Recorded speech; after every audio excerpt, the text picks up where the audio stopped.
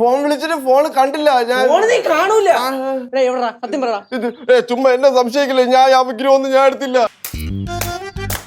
വിഗ്രഹം ഇവിടുന്ന് കാണാതെ പോയത് നീ എങ്ങനെയാ അറിഞ്ഞേ? അത് പിന്നെ ഞാൻ വന്ന് കയറിയപ്പോ ആദ്യമേ ഈ കൊച്ചന്റെ അടുത്ത് പറഞ്ഞ വിഗ്രഹം കാണാനില്ലെന്നില്ലേ? ഞാനടാ പറഞ്ഞ സത്യമായിട്ട് ഞാനാ പറഞ്ഞേ. രശിപ നീ കളിക്കല്ലേ, വിഗ്രഹമാണ് പോയേക്കണത്. എടുത്തേക്ക് മര്യാദക്ക് തിരിച്ചാ. എടാ അത് ഒടുക്കത്തെ വെയിറ്റ് ഞാൻ എങ്ങനെ എടുത്തോണ്ട് പോവാ? അഥവാ ഞാൻ എടുത്തെങ്കിൽ തന്നെ അത് കൊണ്ട് കൊടുക്കേണ്ട ബുദ്ധിയൊന്നും എനിക്കില്ല.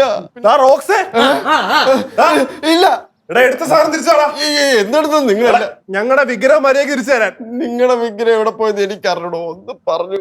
അവൻ അറിഞ്ഞൂടാ അളിയാ. ഇല്ല സത്യമായിട്ട് അറിയത്തില്ല. കണിക്കൊന്നേ മുല്ലയും കൊണ്ട് വന്നേക്കണവേ. എന്തിനുണ്ടോന്ന്? ഇത് കണി കാണാൻ. ഇത് പിന്നെ ഇതും കണി കാണാനല്ല. വിഗ്രഹം ഇല്ലാതെ അമ്മൂമ്മ കണിയും കാണത്തില്ല, വിഷു ആഘോഷിക്കത്തില്ലെന്നാ പറയുന്നത്. അതല്ല, നിങ്ങൾ എന്റെ പുറകെ നടക്കാതെ പോലീസ് സ്റ്റേഷനിൽ പരാതി കൊടുത്താ പോരെ? അതൊക്കെ പരാതി വിളിച്ച് പറഞ്ഞേ തന്നെ. എന്നാലും ഞാൻ എന്റെ കയ്യിൽ വിഗ്രഹമൊന്നുമില്ല, ഇതേ ഉള്ളൂ. മനസ്സിലുണ്ടാവട്ടെ ഗ്രാമത്തിൻ വെളിച്ചവും പിന്നെ മണവും മമിതയും. പിന്നെ മണവും മമതയും ഇത്തിരി കൊന്നപ്പൂവും. അതെ തന്നിട്ട് പോടാ. പോട്ടെ. പിന്നെ ദൈവത്തിന്റെ അല്ലേ കാണാനില്ലാതായത്. അപ്പൊ ദൈവം പോയതാണെങ്കിൽ തിരിച്ചു വരും. നിങ്ങൾ ആരും ടെൻഷൻ അടിക്കാതിരിക്കുക കേട്ടാ. All the best.